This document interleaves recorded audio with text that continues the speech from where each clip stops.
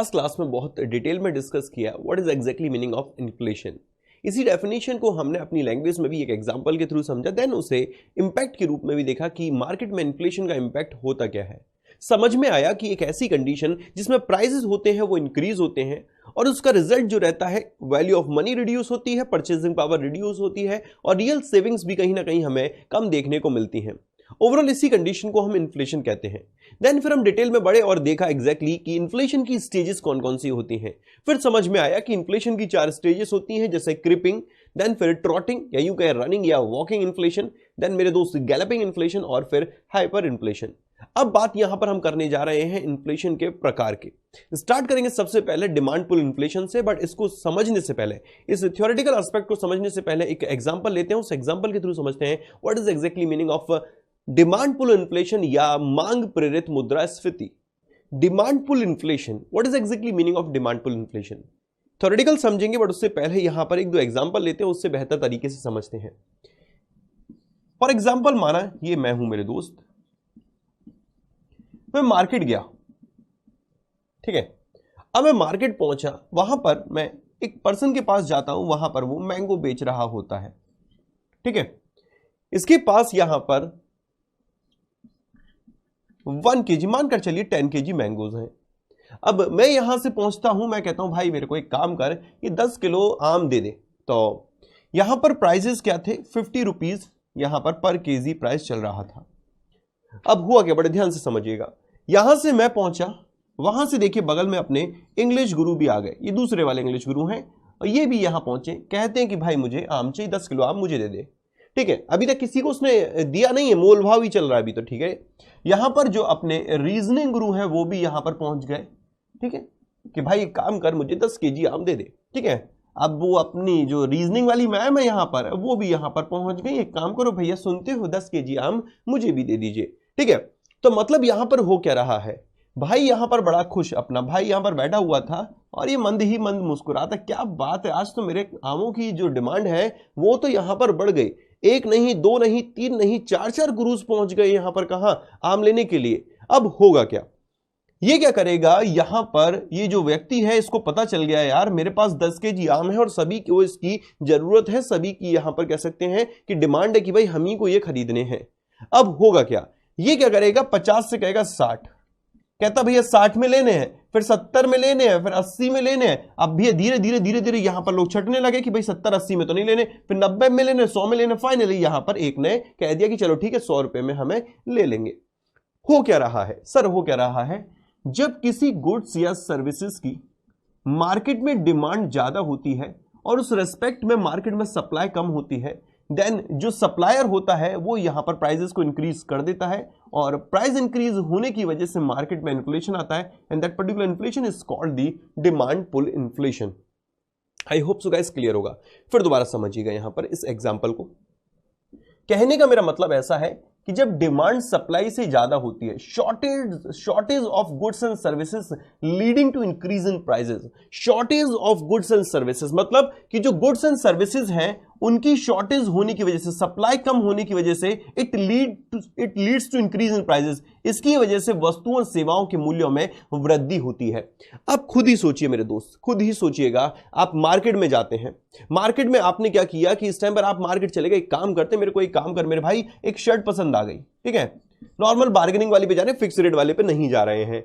अब वहां पर पहुंचे, हमने वहां पर खरीदने वाला 1 2 3 4 5 6 7 8 बहुत सारे लोग थे और उनको यही खरीदनी थी। अब इसके लिए जो सामने वाला बंदा होगा वो हायर रेट चार्ज करना स्टार्ट कर देगा। क्यों? क्योंकि जो इसको भैया परचेज करेगा उसको यहां पर हायर पे करना पड़ेगा, क्योंकि खरीदने वाले 10 हैं और बेचने वाला वहां पर मात्र 1 है, आइटम 1 है, खरीदने वाले 10 हैं, तो वो ऑटोमेटिक जो ज्यादा पे करेगा उसको दे देगा। तो होता क्या है कि डिमांड पुल इन्फ्लेशन तब आता है जब मार्केट में डिमांड इंक्रीज होती है और सप्लाई कम होती है। आई होप सो गाइस यहां तक सारी चीजें आपके क्लियर होंगी। अब इसी पॉइंट को हम आते हैं डेफिनेशन में, सिंपल शब्दों में समझ लेते हैं। अब बड़े गौर से सुनिएगा, यहां पर मैं मॉनेटरी पॉलिसी से भी लिंक करूंगा। सबसे पहले डेफिनेशन को समझते हैं। Demand pull inflation it is caused by increasing demand for goods and services, मतलब it is caused by increasing demand for goods and services. इसका कारण होता है, मतलब डिमांड पुल इन्फ्लेशन का सबसे बड़ा कारण क्या है, जो demand for goods and services की इंक्रीज हो गई। अच्छा एक बात बताइए, रातों रात डिमांड कह सकते हैं, रातों रात एक वस्तु और सेवा की अगर डिमांड इंक्रीज होगी तो उसका सबसे बड़ा रीजन क्या होगा? रातों रात मेरा कहने का मतलब है अगर इंक्रीज होती तब क्या होगा? सर कहीं ना कहीं लोगों की डिमांड तब होती जब उनके पास पैसा होता है। बिल्कुल मेरे दोस्त, इसका मतलब मार्केट में जब मनी फ्लो इंक्रीज होता है, मार्केट में जब मनी फ्लो इंक्रीज होता है तब ऑटोमेटिक लोगों की डिमांड इंक्रीज होती है, और डिमांड इंक्रीज होती है और उसके रिस्पेक्ट में सप्लाई नहीं इंक्रीज हो रही, तब क्या होगा? सप्लाई कम रहती है, डिमांड ज्यादा रहती है। तो मेरे दोस्त demand is greater than supply, then result निकल कर आता है डिमांड पुल इन्फ्लेशन। लिखा हुआ है it is caused by increasing demand for goods and services and increasing demand may be due to increased demand may be due to increased quantity of money in the hands of the consumer. जब consumer के hands में जो money की supply होगी, या कह सकते हैं क्वांटिटी ऑफ मनी होगी, अगर वो इंक्रीज हो जाएगी मेरे दोस्त, सिंपल शब्दों में आपकी कह सकते हैं डिमांड बढ़ जाएगी। सर कैसे? एक एग्जांपल दीजिए। मानकर चलिए मेरे दोस्त यहां पर ये छोटू है और यहां पर ये मोटू है, इसकी पॉकेट मनी यहां पर मानकर चलता हूं 5000 रुपीज पर मंथ है। मैं अपने भाई और बहन की बात मान लेते हैं, 5000 रुपीज एक को देता हूं छोटू को, एक को देता हूं मोटू को, ठीक है। तो यहां पर एक ये मेरा भाई रहा, ये मेरी सिस्टर रही, ठीक है। अब क्या होगा? 5000 में अभी तक ये 2 शर्ट खरीद कर ला रहा था और ये अपने लिए भैया 2 टॉप खरीद कर लेकर आ रही थी। अब मैंने इनकी पॉकेट मनी को बढ़ा दिया 10,000 रुपए, 10,000 रुपए यहां पर कर दिया। अब इनकी डिमांड क्या होगी? मार्केट में बढ़ जाएगी। अब ये 2 की जगह 4 लेकर आएंगे और ये भी यहां पर 2 की जगह 4 लेकर यहां पर आएंगी। तो होगा क्या सर? जब लोगों के हाथ में, मैं सिंपल सा आपको बहुत सिंपल आसान भाषा में समझा रहा हूं, चीजों को लिंक भी करूंगा। यहां मेरा समझाने का पर्पस ये कि मनी सप्लाई इंक्रीज होने पर लोगों के हाथों में डिमांड इंक्रीज होती है। टेक्निकली आएंगे कि डिमांड पुल इन्फ्लेशन का रीजन सबसे बड़ा होता क्या है, ठीक है। जब लोगों के हाथ में पैसा आता है तो ऑटोमेटिक उनकी डिमांड बढ़ती है, और मार्केट में जब डिमांड बढ़ती है और उसके रिस्पेक्ट में सप्लाई नहीं बढ़ती, सिंपल सा होगा दोस्त कॉन्सेप्ट कि मार्केट में प्राइस बढ़ना स्टार्ट हो जाएंगे, जो गुड्स एंड सर्विसेज है उनके प्राइस इंक्रीज हो जाएंगे। आई होप सो गाइस क्लियर होगा। अब समझना, हमने मॉनेटरी पॉलिसी में पढ़ा था अपना CRR, SLR, repo rate, bank rate, reverse repo rate और मार्जिनल स्टैंडिंग फैसिलिटी। इन सबका रिलेशन मनी फ्लो के साथ कैसा था सर? बिल्कुल अपोजिट था। इनमें से कुछ भी इंक्रीज करिए मार्केट में मनी फ्लो रिड्यूस होगा, इनमें से कुछ भी डाउन करिए मार्केट में मनी फ्लो इंक्रीज हो जाएगा। किसी की भी रेट में यहां पर कमी करते हैं तो मार्केट में मुद्रा का प्रवाह जो होगा वो यहां पर कह सकते बढ़ जाएगा, और अगर इनमें से किसी में भी वृद्धि करते हैं तो मार्केट में मुद्रा का प्रवाह कम हो जाएगा। अब यहां पर मार्केट में मुद्रा का प्रवाह ज्यादा हुआ होगा, कह सकते हैं जब मार्केट में मनी फ्लो इंक्रीज हुआ होगा तभी तो लोगों की डिमांड बढ़ी होंगी। और इसका सब रीजन क्या रहता है? यहां पर कहीं ना कहीं मॉनेटरी पॉलिसी में CRR, SLR, repo rate, bank rate, reverse repo rate या MSF, जब इनको रिड्यूस किया जाता है तो मार्केट में मनी फ्लो बढ़ता है, और मार्केट में मनी फ्लो बढ़ता है तो मेरे दोस्त कहीं ना कहीं लोगों की डिमांड भी बढ़ती है, और डिमांड बढ़ती है तो डिमांड पुल इन्फ्लेशन भी देखने को मिलता है। ये एक छोटा सा कॉज हम कह सकते हैं। अब लास्ट एंड मोस्ट इंपॉर्टेंट यहां पर मेंशन किया गया, ये देखिएगा उसी फॉर्मूले को, demand is greater than supply.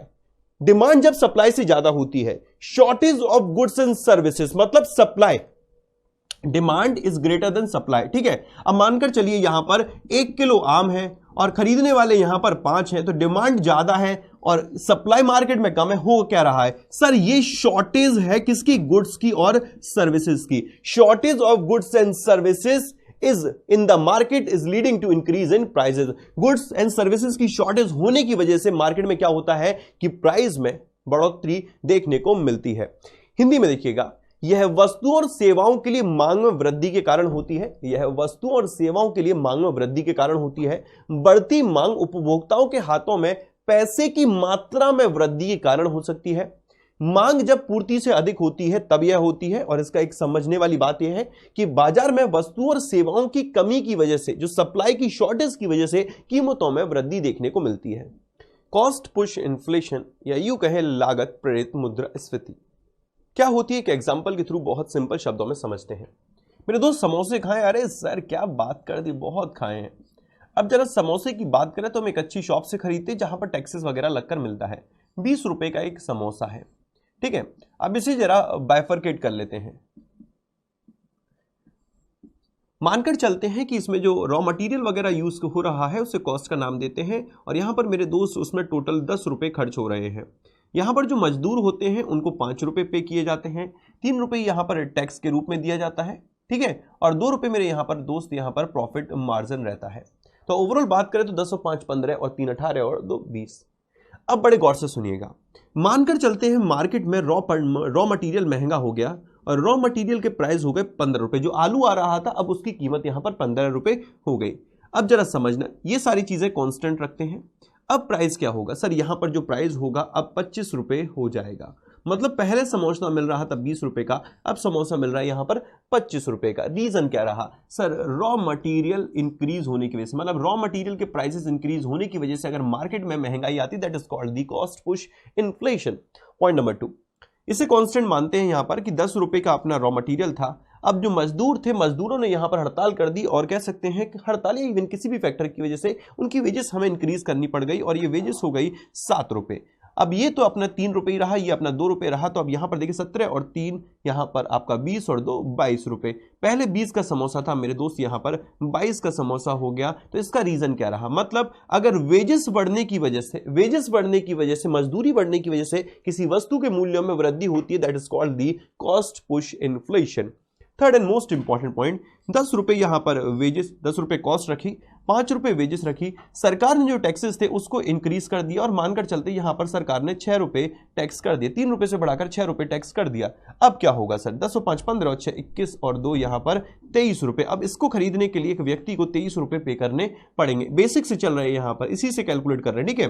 23 रुपए पे करने पड़ेंगे। इसका रीजन क्या रहा 23 रुपए होने का सर, इसका रीजन रहा यहां पर टैक्सेस इंक्रीज देखने को मिले हैं। इसका मतलब किसी वस्तु के मूल्यों में यदि वृद्धि होती है और कहीं ना कहीं उसमें एक फैक्टर टैक्सेस का रहता है और इस वजह से अगर कॉस्ट में, लागत में वृद्धि देखने को मिलती है, that is called the cost push inflation. Last and most important यहां पर बात करते हैं प्रॉफिट मार्जिन। 10 रुपए यहां पर उसकी कॉस्ट थी, 5 रुपए मानकर चलते हैं उसकी वेजेस थी और मेरे दोस्त 3 रुपए यहां पर उसका टैक्सेस था। अब उसने अपना प्रॉफिट यहां पर 2 रुपए से बढ़ाकर यहां पर 7 रुपए उसने अपना प्रॉफिट कर दिया।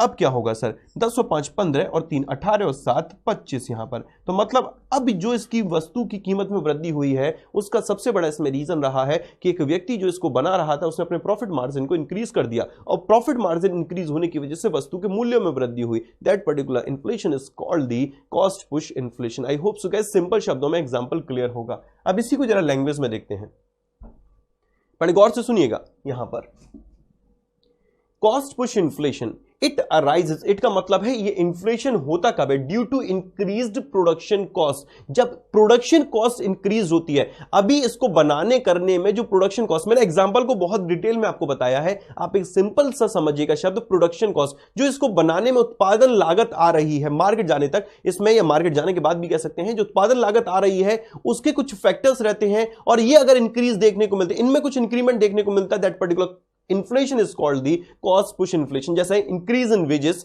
Increase in profit margins and imposition of taxes. जब टैक्सेस बढ़ते हैं या प्रॉफिट मार्जिन्स में वृद्धि देखने को मिलती है, या यूं कहें मेरे दोस्त की जो वेजेस होती है उसमें वृद्धि देखने को मिलती है, रॉ मटेरियल के प्राइसेस में वृद्धि देखने को मिलती है, इस वजह से यदि बाजार में महंगाई आती है, इस महंगाई को बोलते हैं हम कॉस्ट पुश इन्फ्लेशन या लागत प्रेरित मुद्रास्फीति। यह निम्नलिखित कारणों के कारण उत्पन्न लागत में वृद्धि की उत्पन्न होती है, मतलब यह निम्नलिखित कारकों के कारण उत्पादन लागत में वृद्धि से उत्पन्न होती है। मजदूरी में वृद्धि, लाभ मार्जिन में वृद्धि या करों का आरोपण, या यूं कह सकते हैं कि टैक्सेस का इंपोजिशन या टैक्सेस में इंक्रीमेंट देखने को रहना। इसके अलावा जो रॉ मटेरियल होता है, जो कह सकते हैं कच्चा माल उपयोग किया जाता है, यदि उसमें भी उसके प्राइस में, उसके मूल्य में वृद्धि देखने को मिलती है और इस वजह से बाजार में अगर वस्तुओं के मूल्यों में वृद्धि होती है तो इस वजह से जो मुद्रास्फीति आती है उसको बोलते हैं लागत प्रेरित मुद्रास्फीति। What is deflation? आपने एक शब्द सुना होगा अविस्फीति। क्या मतलब होता है सर? इन्फ्लेशन का उल्टा होता है डिफ्लेशन। ओके, राम कहां है सर? श्याम के बगल में। सर श्याम कहां है? राम के बगल में। बट एग्जैक्टली दोनों कहां है? दोनों का मतलब भी तो समझना जरूरी है। इन्फ्लेशन क्लियर हुआ, डिफ्लेशन को स्टार्ट करते हैं उसी एग्जांपल से, वो एग्जांपल जो हमने स्टार्टिंग में डिस्कस किया था। सर बिल्कुल स्टार्टिंग में वही वाला एग्जांपल। 300 रुपए में हम यहां पर जो पेट्रोल लेकर आ रहे थे वो 3 लीटर लेकर आ रहे थे, जब 100 रुपए पर लीटर पेट्रोल चल रहा था। बड़े गौर सुनिएगा। फिर 300 रुपए में नेक्स्ट डे गए, तब पेट्रोल लेकर आए 4 लीटर, तब पेट्रोल हो गया यहां पर 75 रुपए पर लीटर। फिर 300 रुपए में हम फिर दोबारा गए और पेट्रोल लेकर आए मेरे दोस्त 5 लीटर, तब पेट्रोल हो गया 60 रुपए पर लीटर। फिर 300 रुपए में गए और पेट्रोल लेकर आए 4 लीटर, मेरे दोस्त यहां पर पेट्रोल हो गया आपका 50 रुपीज पर लीटर। मतलब हो क्या रहा है सर, यहां पर प्राइजेस रिड्यूस हो रहे हैं, जो जनरल प्राइस लेवल है वो यहां पर रिड्यूस हो रहा है। सर जब जब जनरल प्राइस लेवल रिड्यूस होगा तो सर क्या होगा सर, परचेजिंग पावर आपकी इंक्रीज हो जाएगी। बहुत बढ़िया, शानदार। जब परचेजिंग पावर इंक्रीज हो जाएगी तो यहां पर कहने का मतलब होगा जो वैल्यू ऑफ मनी है सर वो भी इंक्रीज हो जाएगी, और जो रियल सेविंग है वो भी यहां पर सर इंक्रीज हो जाएंगी। तो मतलब इन्फ्लेशन का जस्ट अपोजिट होता है आपका deflation. It is a condition of falling prices. It is a condition of falling prices when output of goods and services increases more rapidly than volume of money supply in the economy। कहने का मतलब यह है कि output of goods and services का मतलब यह है कि जब मार्केट में सप्लाई तेजी से बढ़ती है और डिमांड उसके रिस्पेक्ट में इतनी तेजी से ना बढ़ती है या यूं कहें कम रहती है, तो इस कंडीशन में जो प्राइसेस होते हैं वो रिड्यूस होने को मिलते हैं, और इस वजह से कह सकते हैं मेरे दोस्त ये कंडीशन बनती है अपनी डिफ्लेशन। फिर दोबारा समझना, एक ऐसी कंडीशन जिसमें मार्केट में डिमांड कम है और सप्लाई ज्यादा है। डिमांड कम है और सप्लाई ज्यादा है। रीजन क्या रहा सर, मार्केट में जो सप्लाई है वो तो बहुत तेजी से बढ़ रही है, बट लोगों के हाथ में डिमांड इतनी तेजी से नहीं बढ़ रही। अब डिमांड कब नहीं बढ़ती, जरा समझना, इट इज पॉजिटिव और नेगेटिव। डिमांड कब नहीं बढ़ती सर, डिमांड तब नहीं बढ़ती है जब कहीं ना कहीं लोगों के हाथ में पैसा नहीं होता है। और लोगों के हाथ में पैसा कब नहीं होता, या तो उनके हाथ में मेरे दोस्त जॉब वगैरह नहीं होती है, तो कहीं ना कहीं डिफ्लेशन इकोनॉमी के लिए पॉजिटिव कंडीशन नहीं है। It is a condition of falling prices.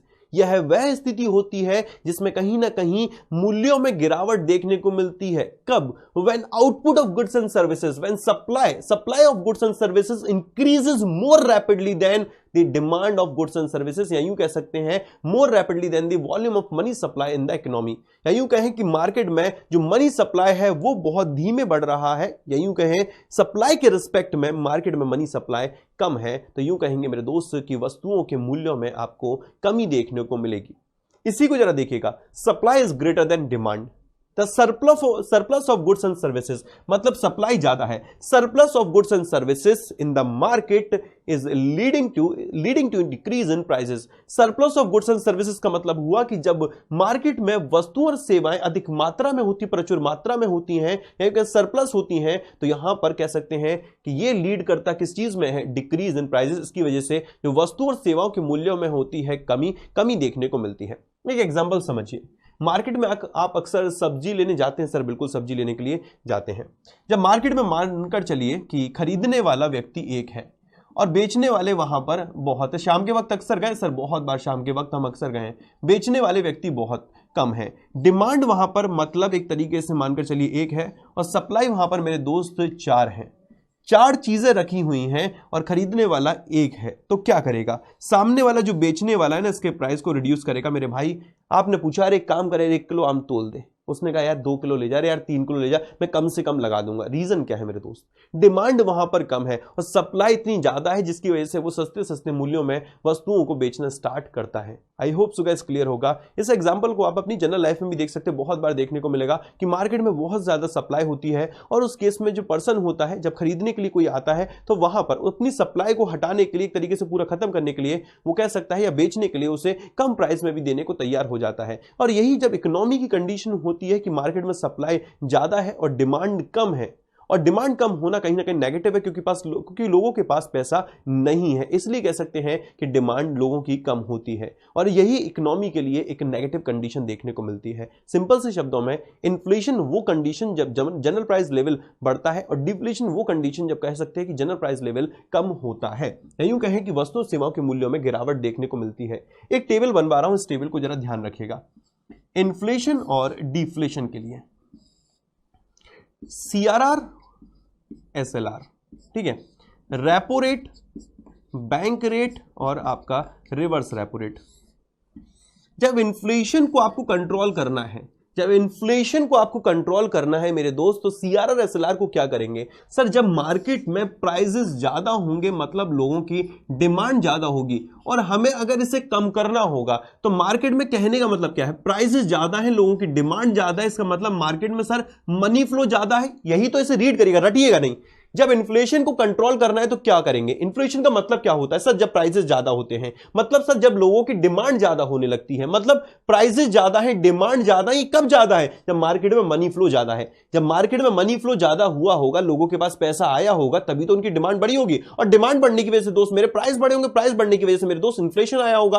अब इसे कंट्रोल करने के लिए क्या करना पड़ेगा? हमें जो हथौड़ा गर्म है मेरे दोस्त, ठोक दो, ठोक दो। हथौड़ा गर्म है, कहां पर ठोकोगे सर? यहां पर ठोकेंगे। मनी फ्लो को सर रिड्यूस करेंगे। मनी फ्लो को रिड्यूस करने का मतलब क्या है सर? मनी फ्लो को रिड्यूस करने का मतलब क्या है कि CRR, SLR, repo rate, bank rate, reverse repo rate और एमएसएफ सब में इंक्रीमेंट कर दो, मतलब इनमें से कुछ को भी इंक्रीज कर दो। तो सिंपल शब्दों में सीआरआर, एसएलआर इंक्रीज हो गया, इन्फ्लेशन कंट्रोल हो जाता है। Repo rate, bank rate, reverse repo rate, भैया इनको इंक्रीज कर दो, इन्फ्लेशन आपका कंट्रोल हो जाता है। या यूं कहें, आरबीआई को जब मार्केट में मुद्रास्फीति में कह सकते हैं कि नियंत्रण लाना होता है या कंट्रोल करना होता है, तो वह इन्फ्लेशन के केस में CRR, SLR, repo rate, bank rate, reverse repo rate इनको इंक्रीज करना पसंद करता है। जस्ट इसका अपोजिट डिफ्लेशन कब होगा सर? डिफ्लेशन में होता क्या, पहले तो ये देखो, प्राइसेस रिड्यूस होते हैं। प्राइसेस कब रिड्यूस होंगे? जब कहीं ना कहीं डिमांड कम होगी। और डिमांड कब कम होती है? जब मार्केट में कहीं ना कहीं मनी फ्लो मेरे दोस्त कम होगा, लोगों के पास पैसा नहीं है, मार्केट में मनी फ्लो नहीं है। मनी फ्लो नहीं है तभी तो लोगों के पास पैसा नहीं है, पैसा नहीं तो लोगों की डिमांड कम है, और डिमांड कम है तो मेरे दोस्त प्राइस कम है, और प्राइस कम है तो कहीं ना कहीं डिफ्लेशन की कंडीशन से इकोनॉमी गुजर रही है। और इस कंडीशन से इकोनॉमी अगर गुजर रही है तो इसे सुधार लाने के लिए क्या करना पड़ेगा सर? याद रखिए, मनी फ्लो को बढ़ा दीजिए। मनी फ्लो को बढ़ाएंगे तो डिमांड बढ़ेगी, डिमांड बढ़ेगी तो सर कहीं ना कहीं प्राइस भी बढ़ने लगेगा। इसका मतलब मनी फ्लो को हमें इंक्रीज करना है। इंक्रीज करना है तो सीआरआर हुआ, एसएलआर हुआ, रेपो रेट हुआ सर, बैंक रेट हुआ, रिवर्स रेपो रेट हुआ सर, सब में इंक्रीमेंट यहां पर कर दो। अच्छा, मतलब इसमें इंक्रीमेंट कर दो, यहां पर भी और यहां पर भी इंक्रीमेंट कर दो? नहीं मेरे दोस्त, यहां पर डिक्रीज कर दो। जैसे ही आप CRR, SLR, repo rate, bank rate, reverse repo rate, इन सभी को डिक्रीज यहां पर करोगे, इन सभी को यहां पर डिक्रीज करोगे, तो मेरे दोस्त मार्केट में मनी फ्लो क्या होगा? मनी फ्लो आपका यहां पर इंक्रीज हो जाएगा। और जैसे ही CRR, SLR, repo rate, bank rate, reverse repo rate, इन सभी में डिक्रीमेंट करोगे तो लोगों के पास क्या होगा? मार्केट में मनी जाना स्टार्ट हो जाएगा। कैसे जाएगा? जैसे ही इन रेट में आपने कमी करी, बैंकों के पास अवेलेबल अमाउंट बढ़ गया। अवेलेबल अमाउंट बढ़ गया तो मार्केट में उन्होंने फ्लो करना स्टार्ट कर दिया, और फ्लो करना स्टार्ट कर दिया तो मेरे दोस्त मार्केट में जो पैसा होगा वो बढ़ने लग जाएगा, और पैसा बढ़ने लग जाएगा तो इसका मतलब मनी फ्लो बढ़ेगा। मनी फ्लो बढ़ेगा तो मतलब डिमांड बढ़ेगी, और डिमांड बढ़ेगी तो मेरे दोस्त थोड़ा थोड़ा करके डिफ्लेशन से इकोनॉमी इन्फ्लेशन की तरफ बढ़ेगी, और इन्फ्लेशन की तरफ बढ़ेगी तो मेरे दोस्त हम यहां पर कहेंगे कि हाँ, अब सुधार देखने को मिल रहा है और डिफ्लेशन यहां पर कंट्रोल हो रहा है। आई होप सो गाइस ये एग्जांपल आपके बेहतर तरीके से क्लियर हो गया होगा। इसी को हिंदी में देख लीजिए। यह कीमतों में गिरावट की स्थिति है जब वस्तुओं और सेवाओं का उत्पादन अर्थव्यवस्था में मुद्रा आपूर्ति की मात्रा से अधिक तेजी से बढ़ता है। आपूर्ति जब मांग से ज्यादा होती है, जब supply is greater then demand, वस्तुओं में सेवाओं में जो अधिशेष है, या यूं कहें बाजार में वस्तुओं और सेवाओं के अधिशेष के कारण से कीमतों में कमी आती है। सिंपल शब्दों में कहने का मतलब यह है कि जब मार्केट में सप्लाई ज्यादा होती है, surplus of goods and services, supply ज्यादा होती है, तो इसकी वजह से हम कह सकते हैं कि जो डिमांड है उसके कंपैरिजन में कम है, और मार्केट में डिफ्लेशन देखने को मिलता है, मतलब प्राइसेस रिड्यूस होते हुए देखने को मिलते हैं।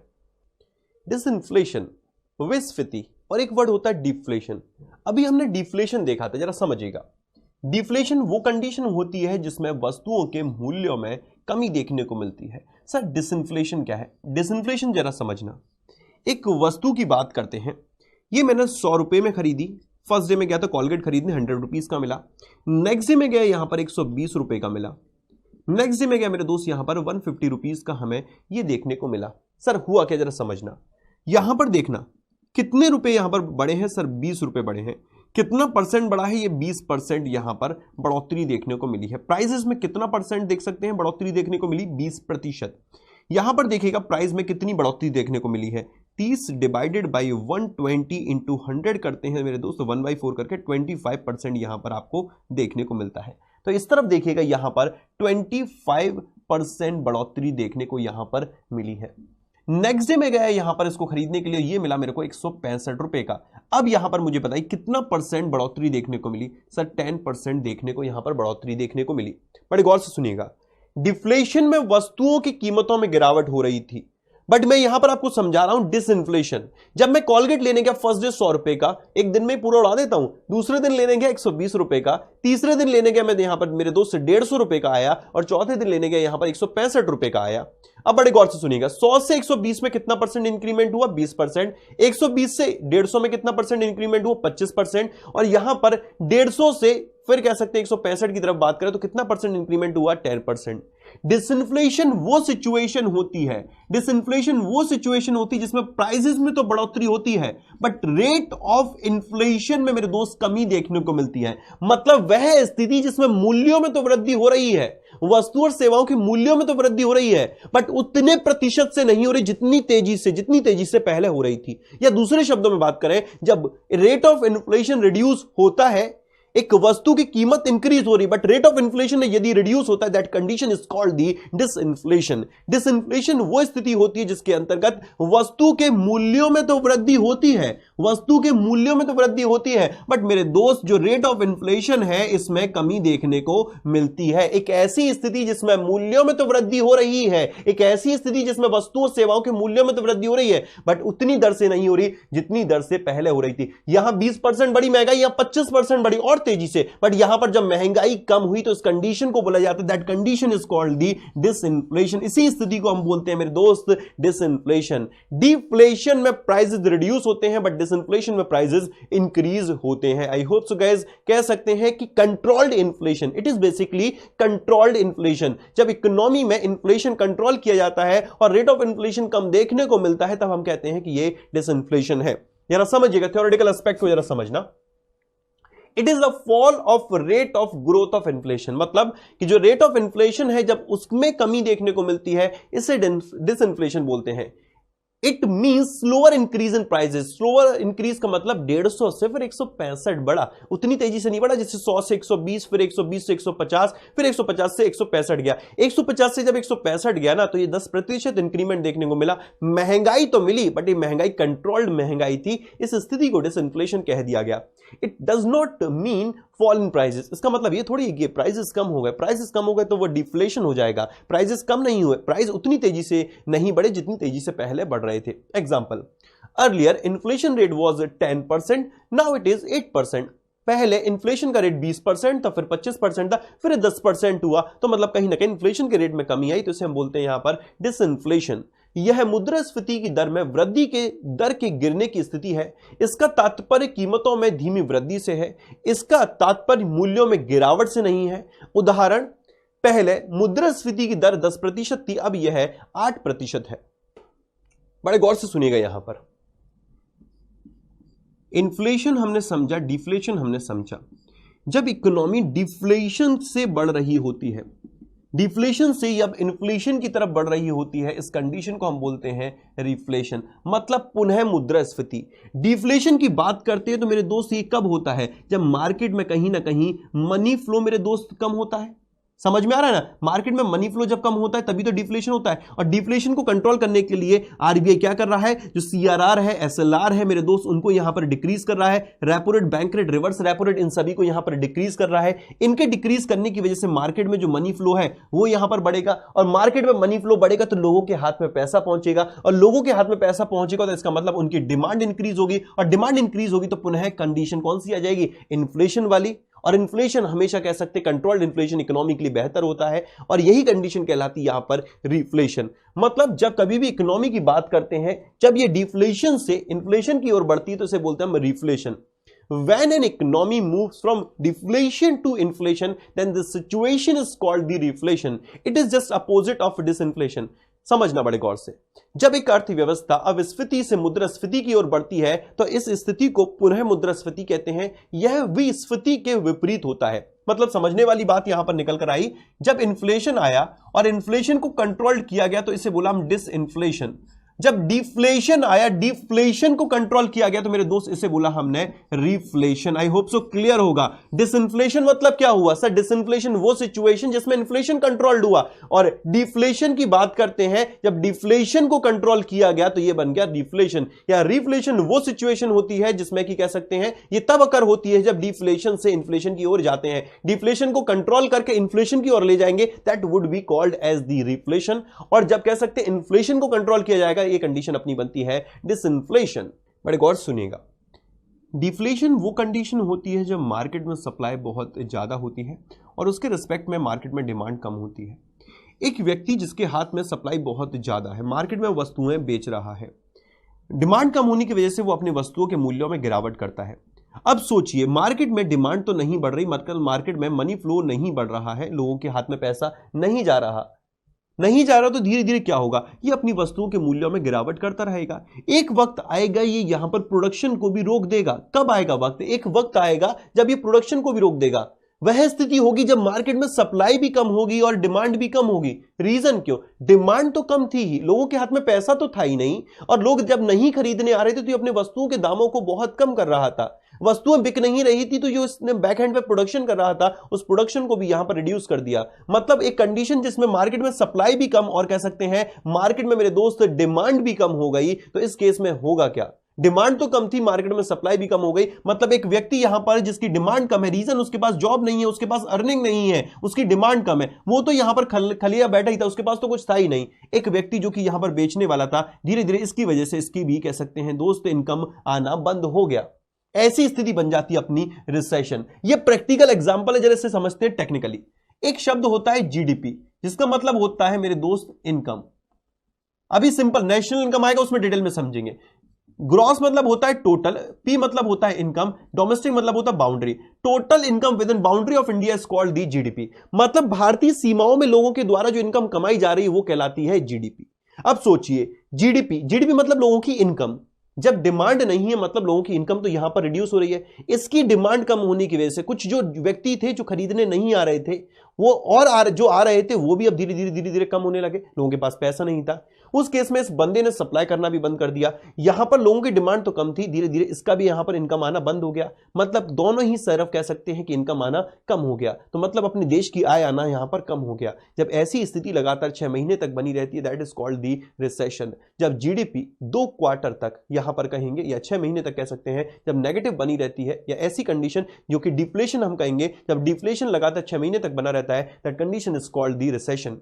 When in economy the GDP remains negative for 2 consecutive quarter, लगातार 2 क्वार्टर की बात हो रही है, such a situation is called the recession। जब किसी अर्थव्यवस्था में सकल घरेलू उत्पाद लगातार 2 तिमाही तक नकारात्मक स्थिति में बनी रहे तो ऐसी स्थिति को हम आर्थिक मंदी कहते हैं। What is stagflation? तो इस शब्द को समझने से पहले यहां पर कुछ चीजें और समझनी पड़ेंगी। अगर आप इस वर्ड को पढ़ते हैं ब्रेक करते हुए, तो यहां पर ये 2 शब्दों से बना है। एक है आपका स्टैग्नेशन और दूसरा है मेरे दोस्त यहां पर इन्फ्लेशन। सर स्टैग्नेशन मतलब तो यहां पर बिल्कुल कांस्टेंट होता है, मतलब मेरे दोस्त बिल्कुल मानिए यहां पर डेड। बिल्कुल स्टैग्नेशन मतलब एक ऐसी स्थिति, एक ऐसी कंडीशन जो कि बिल्कुल बद से बदतर है, या यूं कह सकते हैं बहुत बेकार है, रुकी हुई अवस्था को बोलेंगे हम स्टैग्नेशन सिचुएशन। अब इन्फ्लेशन मतलब क्या होता है सर? इन्फ्लेशन मतलब होता है प्राइसेस का इंक्रीज होना। मतलब यहां पर कहा जा रहा है कि ऐसी सिचुएशन जो डेड भी है, एक ऐसी सिचुएशन जो डेड भी है और वहां पर महंगाई भी है, वहां पर इन्फ्लेशन भी है। अरे सर इससे तो मेरे को एक मुहावरा याद आ रहा है। सर कौन सा याद आ रहा है, जरा आप ही बता दीजिए। हमें याद तो आ रहा है बट बोल नहीं पा रहे हैं। कंगाली में आटा गीला। ओके सर, मतलब कंगाली है और उसमें आटा और गीला हो गया, मतलब यहां पर हम मरे हुए पड़े हुए और महंगाई की मार भी हम पर पड़ रही है। सर जरा और बेहतर समझाइए, आपकी गोलमोल बातें समझ में नहीं आ रही। अब आते हैं जरा कॉन्सेप्ट को समझते हुए, जरा समझना, ध्यान में रखिएगा सारी बातों को।